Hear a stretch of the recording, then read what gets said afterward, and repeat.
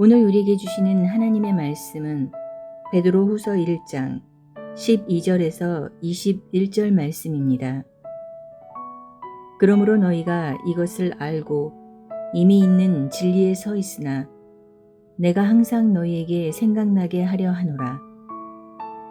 내가 이 장막에 있을 동안에 너희를 일깨워 생각나게 함이 옳은 줄로 여기노니 이는 우리 주 예수 그리스도께서 내게 지시하신 것 같이 나도 나의 장막을 벗어날 것이 임박한 줄을 알미라. 내가 힘써 너희로 하여금 내가 떠난 후에라도 어느 때나 이런 것을 생각나게 하려 하노라.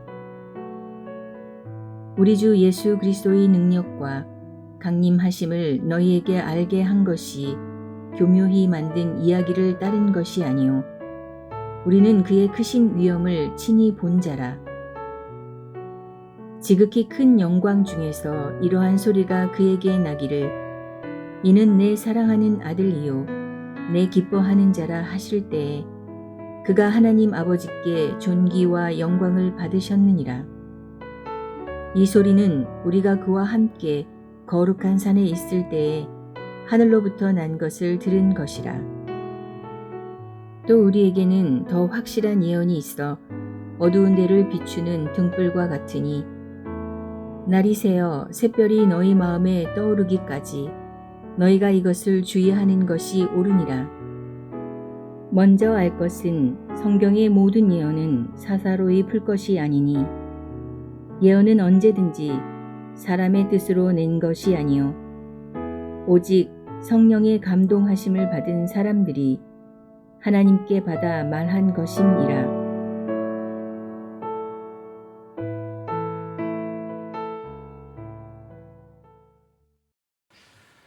예수님은 제자 베드로에게 내 형제를 굳건하게 하라라고 말씀하신 일이 있습니다. 누가복음 22장 32절에 보면 그러나 내가 너를 위하여 내 믿음이 떨어지지 않기를 기도하였느니 너는 돌이킨 후에 내 형제를 굳게 하라라고 하셨습니다. 베드로는 처음에는 문제를 많이 일으키는 제자 중에 한 사람이었습니다. 그러나 예수님의 사랑은 끝까지 그와 함께 하셨고 그는 내가 너의 믿음이 떨어지지 않도록 날마다 기도하고 있다라고 하신 예수님의 말씀을 따라 점점 변화되었고 언젠가는 내가 내 형제들을 굳건하게 하는 사람이 될 것이다 라고 하셨는데 정말로 예수님께서 승천하신 후에 제자 베드로는 사도 베드로가 되었고 초대교회에서 베드로의 가치란 모든 성도들을 굳건하게 만드는 대사도의 역할을 감당하게 됐던 것입니다. 오늘 본문의 첫 절인 베드로 후서 1장 12절을 보겠습니다. 그러므로 너희가 이것을 알고 이미 있는 진리에 서 있으나 내가 항상 너희에게 생각나게 하려 하노라. 오늘 본문의 시작인 11절부터 생각나게 한다라는 이 단어가 여러 번 반복이 될 것입니다. 13절에도 보면 내가 이 장막이 있을 동안에 너희를 일깨워 생각나게 하려 함이 옳은 줄로 여기노니라고 했고 15절에도 내가 힘써 너희로 하여금 내가 떠난 후에라도 어느 때나 이런 것을 생각나게 하려 하노라. 여기서 베드로가 생각나게 하려 한다는 이 말은 진리를 다시 기억나게 하겠다라는 말입니다. 그러므로 베드로는 예수님이 주신 사명, 성도들을 굳건하게 하라라는 이 명령을 많은 성도들에게 다시 한번 진리를 생각나게 하도록 위해 힘쓰는 자가 되었다. 이렇게 말할 수 있는 것입니다. 진리는 예수 그리스도이십니다.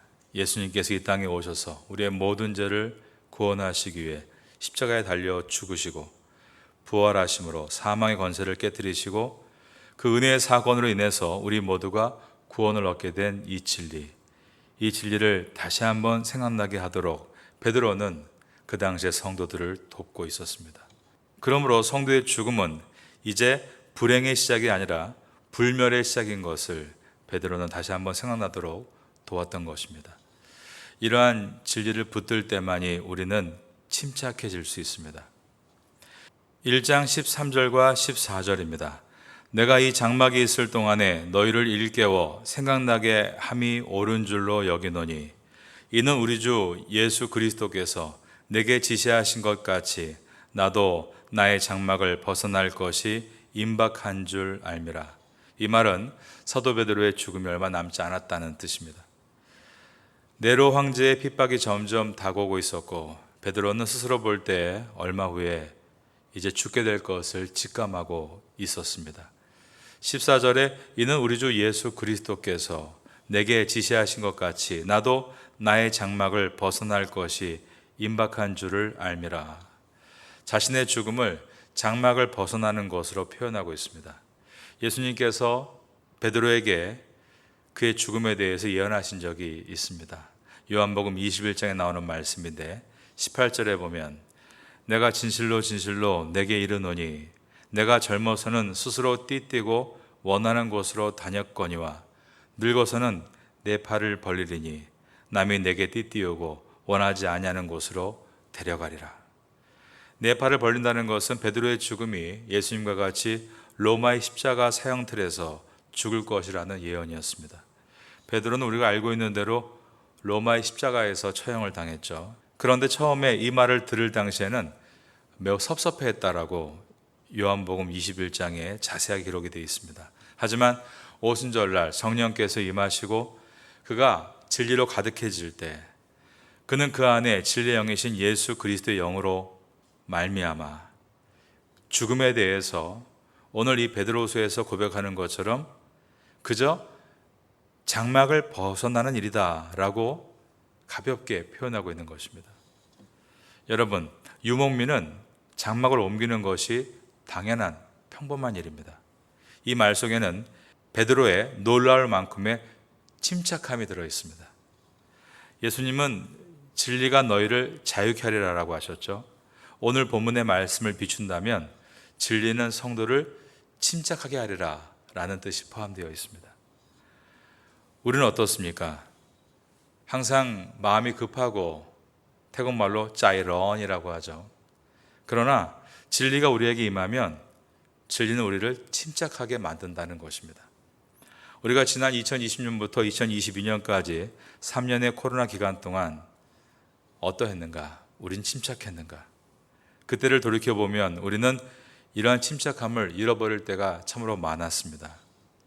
그러나 긍정적인 면에서 보면 우리가 지금까지 무엇 때문에 침착할 수 있었는가를 돌아볼 수 있는 기회였습니다. 경제적으로 안정적인 것이 무너졌을 때 우리가 침착하지 못했고, 우리가 하고 있는 일들과 사역이 사라졌을 때 우리가 침착하지 못했다는 것은 지금까지 우리의 보장은 진리이신 예수님이 아니라 다른 것이었음을 우리에게 생각할 수 있도록 만들어주는 기회였습니다. 처음에 그토록 우리를 떨게 만들었던 그 진리, 예수 그리스도, 그분으로 인해서 내가 죽기까지 복종하겠다, 그런 결단을 갖게 했던 우리가 언제부턴가 내 마음속에서 그러한 진리가 점점 사라지고 이제는 세상에 조금만 문제가 있어도 내가 불안해하고 침착을 상실하고 있다면 나의 침착이 진리에서부터 멀리 떠나 있다는 것을 우리가 돌아볼 수 있게 되는 것입니다. 여러분은 오늘 이 새벽에 예배를 드리면서 다시 한번 우리의 진리이신 예수 그리스도를 붙드심으로 베드로와 같이 모든 삶 속에 침착을 회복할 수 있게 되기를 예수님의 이름으로 축원합니다. 요한복음 10장에 보면 세례 요한의 이야기가 나오는데요. 세례 요한은 그가 하는 모든 사역에서 단 한 번도 표적을 행하지 못했다라는 기록이 들어 있습니다. 요한복음 10장 41절에 보면 많은 사람이 왔다가 말하되 요한은 아무 표적도 행하지 아니하였으나 요한이 이 사람을 가리켜 말한 것은 다 참이라 하더라. 그 당시에 선지자란 기적을 행하는 사람을 선지자라고 불렀습니다. 하지만 세례 요한은 그의 공생의 기간 동안 단 한 번도 기적을 보여준 적이 없습니다. 하지만 놀라운 것이 있습니다. 그가 한 번도 삶에서 표적을, 즉 기적을 보여준 적은 없지만 사람들은 말하기를 이 사람이 말한 것은 다 참이다라고 했고, 요한복음 10장 42절에 보면 그리해서 거기에서 많은 사람이 예수를 믿으니라라고 되어 있습니다. 요한에게는 표적, 즉 기적은 없었지만 요한에게는 놀라운 일상이 있었다는 것입니다. 성실함과 진실함과 신실함이 매일의 삶에 있었다라고 말씀하고 있습니다. 여러분, 하나님께서 누구를 기억하시는가? 여왕 같은 사람입니다. 매일 삶에 진실함과 성실함과 신실함이 있는 그 일상이 있다면 그 일상을 주님께서 기억하시겠다라고 위로의 말씀을 주시는 것입니다. 지금은 우리가 진리를 붙들어야 할 때입니다. 그러므로 인해서 침착해져야 할 때입니다. 또한 성실하고 성결하며 진실된 일상을 만들어가야 할 때입니다. 그럴 때 하나님께서 기억하시는, 하나님의 기억에 남는 존귀한 삶이 될 수 있는 것입니다. 여러분 모두가 이러한 삶이 되시기를 예수님의 이름으로 축원합니다. 16절을 보겠습니다. 우리 주 예수 그리스도의 능력과 강림하심을 너에게 알게 한 것이 교묘히 만든 이야기를 따른 것이 아니요 우리는 그의 크신 위엄을 친히 본 자라. 그 당시에 만연했던 이단이 있었습니다. 교회 내에 그 이단의 이름은 영지주의였습니다. 그들은 예수님께서 육체로 이 땅에 오신 것을 부인했고 예수님의 육체가 없으니 예수님의 재림도 믿지 않았습니다. 재림이 없으니 심판도 믿지 않았고 그러므로 거룩하게 살아갈 동기도 희박해지면서 그들은 점점 도덕적으로 해이해지고 많은 죄악 가운데 빠지기 시작했습니다.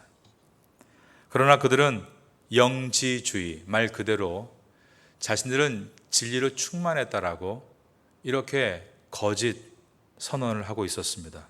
이것에 대해서 사도 베드로는 예수님은 반드시 이 땅에 다시 오신다. 그것을 변증하면서 첫 번째로 한 이야기가 우리가 직접 그것을 목격했다라고 했습니다. 베드로는 변화산에서 일어났던 예수님의 변모의 모습을 언급하면서 이것은 바로 예수님께서 다시 오실 때의 모습을 예표하신 것이다 라고 한 것입니다. 17절과 18절입니다. 지극히 큰 영광 중에서 이러한 소리가 그에게 나기를 이는 내 사랑하는 아들이요 내 기뻐하는 자라 하실 때에 그가 하나님 아버지께 존귀와 영광을 받으셨느니라. 이것은 베드로와 야고보와 요한이 변화산에서 예수님의 변화된 모습을 봤을 때의 장면입니다. 그때 하늘의 소리를 들었는데 18절에 보면 이 소리는 우리가 그와 함께 거룩한 산, 즉 변화산에 있을 때 하늘로부터 난 것이다 라고 했습니다. 이처럼 사도 베드로는 예수님의 공생애를 직접 목격한 사람으로서 예수님의 그 약속은 다시 오신다는 것을 분명하게 여기에서 언급하고 있습니다. 그러는 가운데 사도 베드로는 더 중요한 증거로 바로 예수님이 하신 말씀, 즉 성경의 말씀이 예수님이 다시 오심을 분명하게 증거하고 있다라고 했습니다. 19절입니다. 또 우리에게는 더 확실한 예언이 있어 어두운 데를 비추는 등불과 같으니 날이 새어 샛별이 너희 마음에 떠오르기까지 너희가 이것을 주의하는 것이 옳으니라. 즉 하나님의 말씀이 그 무엇보다 예수님이 다시 오심을 증언하고 있다라고 했습니다. 그 당시 영지주의는 자신들은 누구보다 진리를 알고 있다. 그러면서 그 진리라는 말을 가장 많이 사용하던 그들은 오히려 하나님의 말씀과는 점점 멀어지고 있었습니다. 그러는 가운데 영지가 됩니다. 즉 영적인 지식, 성경과 떨어져 있는 그들의 신비한 체험, 그들이 갖고 있는 여러 가지의 성경이 아닌 것들을 가지고 그들은 그것이 진리이다라고 말을 하기 시작했습니다. 사도 베드로는 그것에 대해서 우리가 주의해서 주의 말씀을 봐야 하고 말씀을 본다면 그 말씀이 주님에 대해서 무엇이라 말씀하는지를 분명히 알게 될 것이다 라고 하면서 이 하나님의 말씀에 대해서 우리는 사설에 풀지 않고 그것을 자세히 읽어보아야 하며 그리고 이 말씀은 하나님께서 성령을 통해서 기록하신 것이다 라고 했습니다. 20절과 21절입니다. 먼저 알 것은 성경의 모든 예언은 사설에 풀 것이 아니니 예언은 언제든지 사람의 뜻으로 낸 것이 아니요 오직 성령의 감동하심을 받은 사람들이 하나님께 받아 말한 것임이라.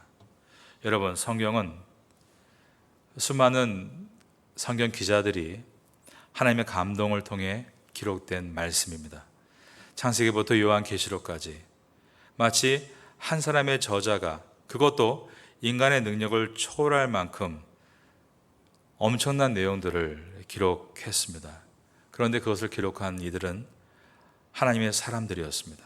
그러므로 성경은 사람이 쓴 책이지만 그 사람이 하나님의 감동에 의해 기록함으로 마치 한 저자가 인간의 능력을 초월하는 놀라운 능력으로 기록한 것처럼 기록된 말씀이 성경입니다.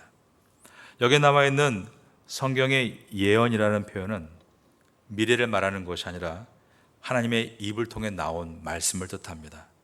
하나님께서 하신 모든 말씀은 예언입니다. 그러므로 성경은 창세기부터 요한계시록까지 단 한 절도 빠뜨릴 수 없는 하나님의 말씀입니다. 이것을 해석할 때 우리는 사설에 풀 것이 아니다라는 이 말씀을 기억해야 합니다.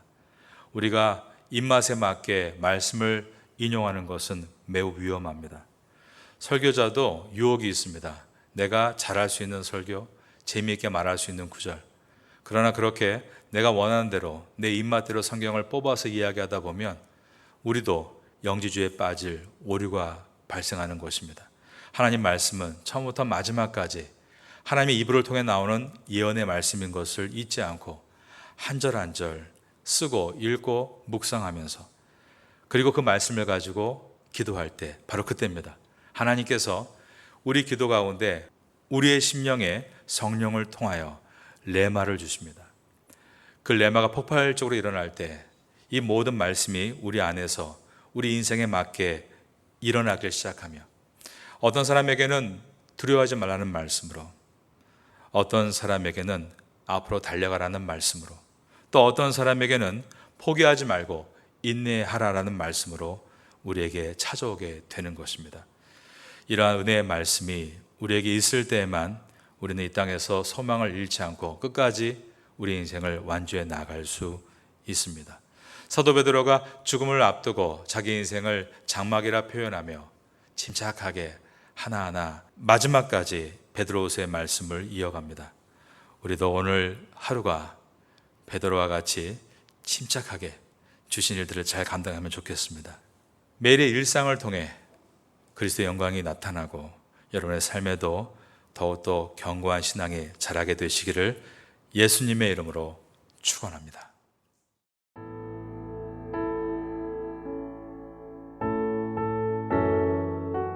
지금은 함께 기도하는 시간입니다. 6월 공동기도 제목은 첫째, 우리 조국이 외세의 힘이 아닌 하나님을 의지하게 하소서.